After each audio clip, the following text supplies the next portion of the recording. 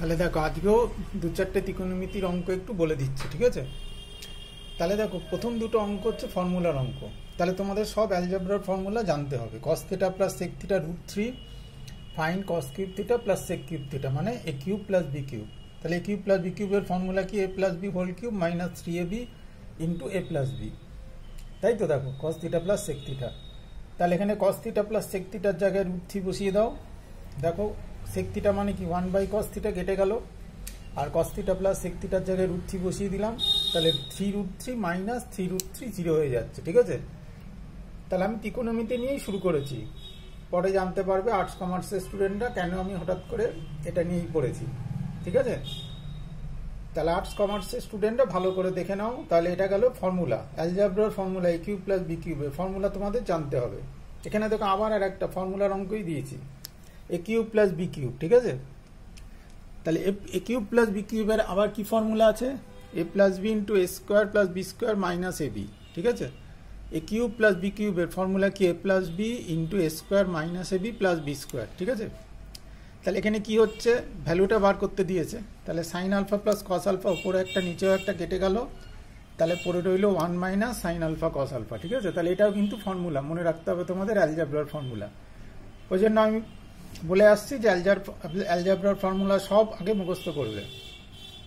তাহলে 3 নম্বর একটু হালকা বুদ্ধির অঙ্ক আছে। দেখো ডান দিকে শুধু সি একা আছে, আর বাঁদিকে sine square plus B cos square theta, tan থিটার ভ্যালু বার করতে বলেছে।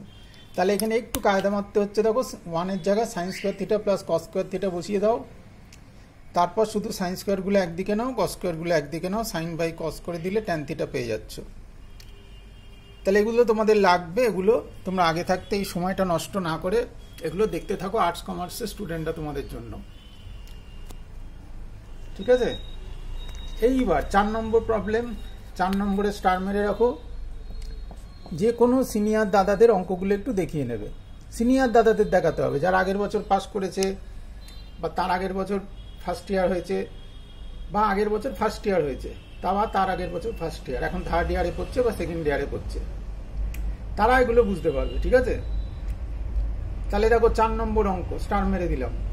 তাহলে কি বলেছে? এটা দেওয়া আছে, তোমাকে এর ভ্যালু বার করতে হবে, ঠিক আছে? তাহলে কস স্কোয়ারটাকে ওদিকে নিয়ে গেলে কি হয়ে গেল?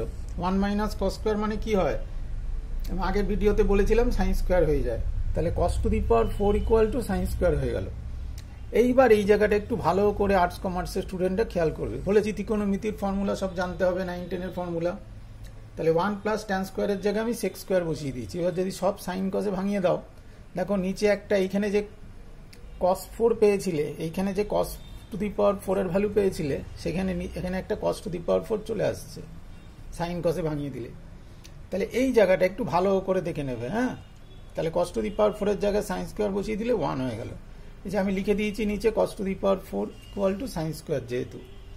তাহলে ভালো করে দেখো, অঙ্কটা খুব ভালো অঙ্ক, যে কোনো সেকেন্ড ইয়ার বা থার্ড ইয়ারের দাদাদের দেখাতে পারো,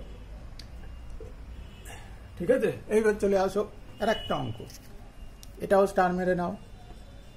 একই ধরনের অঙ্ক দেখো, tan two the power 4 plus tan square equal two 1, fine এই ভ্যালুটা। তাহলে এখানে দেখো আমি কিন্তু ট্যান স্কোয়ার কমন নিতে পারি, তাই না? তাহলে ট্যান স্কোয়ার কমন নিলে কি হয়ে গেল? এই ভ্যালুটা চলে আসছে। ভালো করে দেখো, 1 প্লাস ট্যান স্কোয়ার মানে আগের অঙ্কটার মতনই সেক স্কোয়ার। তাহলে আগের অঙ্কটার মতনই রিলেটেড আরেকটা অঙ্ক দিলাম, ঠিক আছে? এখানে কি পেয়ে যাচ্ছি? Sine square equal to cos to the power 4। তাহলে এখানে দেখো কস টু দি পাওয়ার 4 প্লাস এই ভ্যালুটা বার করতে বলেছে, ফাইন্ড এইটা। তাহলে এখানে কস টু দি পাওয়ার 4 এর ভ্যালু তুমি পেয়ে গেলে, তাহলে বসিয়ে দিলে সাইন স্কোয়ার। তাহলে কস টু দি পাওয়ার 4 এর জায়গায় সাইন স্কোয়ার বসিয়ে দিলে sign square plus cos square equal two 1 answer. তাহলে ভালো করে দেখে নাও অঙ্ক দুটো, স্টার মেরে দিয়েছি। যে কোনো সেকেন্ড ইয়ার থার্ড ইয়ারের দাদাদের কাছ থেকে দেখিয়ে নিও অঙ্কগুলো ভালো না খারাপ, ঠিক আছে? 6 নম্বর অঙ্কে চলে আসো। আমি বারবার বলছি একজন অভিজ্ঞ ব্যক্তির পরামর্শ নাও, এক্সপিরিয়েন্স ম্যানের পরামর্শ নাও, ঠিক আছে? বারবার আমি এই কথাটা বলছি। আমরা যখন ডাক্তারের কাছে যাই, অভিজ্ঞ ডাক্তারের কাছে যাই, এখন তো আরও বেশি করে যাই অভিজ্ঞ ডাক্তারের কাছে, তাই তো? বর্তমানে আরও বেশি করে অভিজ্ঞ ডাক্তারের কাছেই যাই। এটা ওরকমই ব্যাপার, ভুল ভাল করবে, সারা জীবন ভুগবে, ঠিক আছে? তাহলে 1 by sine alpha cos alpha equal to কত, এই ভ্যালুটা বার করতে বলেছে। তাহলে এখানে দেখো একটা কায়দা আর্টস কমার্স, এটা পুরো মাথায় লোড করে নাও। দেখো তো 1-এর জায়গায় আমি কি লিখে দিয়েছি, sign square plus cos square. ঠিক আছে, ভালো করে দেখো আর্টস কমার্স 1-এর জায়গায় লিখে দিয়েছি sign square plus cos square, তারপর ভাগ করে দিয়েছি, এর কেটে যাচ্ছে দেখো, কসে কসে সাইনে সাইনে কেটে গেল, তাহলে সাইনে বাই কসে প্লাস কসে বাই সাইনে ট্যানে প্লাস কটে। এবার তুমি বলবে এটা কেন দিলেন হঠাৎ করে, এই অঙ্কগুলো তো দিচ্ছিলেন দুটো রিলেটেড 4-5, 1-2, 4-5, 6 একটা আলাদা অঙ্ক। ঠিক আছে, এবার 6 নম্বরের অঙ্ক হচ্ছে তোমার ডেরিভেটিভ করতে কাজে লাগবে, ইন্টিগ্রেশন করতে কাজে লাগবে, বুঝতে পেরেছো? ওই জন্য বারবার বলছি এক্সপিরিয়েন্স এক্সপিরিয়েন্স এক্সপিরিয়েন্স সাথে যোগাযোগ করো, সব থেকে এক্সপিরিয়েন্স ম্যানের সাথে যোগাযোগ করো। তাহলে এটা কিসে লাগবে, তোমাদের ইন্টিগ্রেশনের সময় আবার লাগবে এই নিয়মটা, ডেরিভেটিভের সময়ও লাগতে পারে। ঠিক আছে, এই ধরনের অঙ্ক। তাহলে এটা তোমাদের কনসেপ্ট, এই কনসেপ্টটা তোমাদের 1-এর জায়গায় সাইন স্কোয়ারে প্লাস কস স্কোয়ারে লিখে নিতে হবে, তারপর দুটোকে আলাদা করে দিলাম। দেখো তাহলে আলাদা করার জায়গাটা অনেক আর্টস স্টুডেন্টরা বুঝতে পারবে না, ভালো করে দেখে নাও এই জায়গাটা, এটা বাই এটা প্লাস এটা বাই এটা, তারপর কাটাকুটি চলে যাচ্ছে। তাহলে এইতে গেল আমাদের আর্টস কমার্স অঙ্কের খাচ্ছে। ঠিক আছে, আর্টস কমার্সের স্টুডেন্টদের জন্য, সায়েন্সের স্টুডেন্টরা পারবে। কিন্তু এবার চলে আসো আর একটা জিনিস, যেটার ক্ষেত্রে আমি বারবার বলছি, তোমরা অনলাইন চয়েস ফিলিং সব থেকে অভিজ্ঞ ব্যক্তির পরামর্শ না, ছোট্ট একটুখানি বলবো।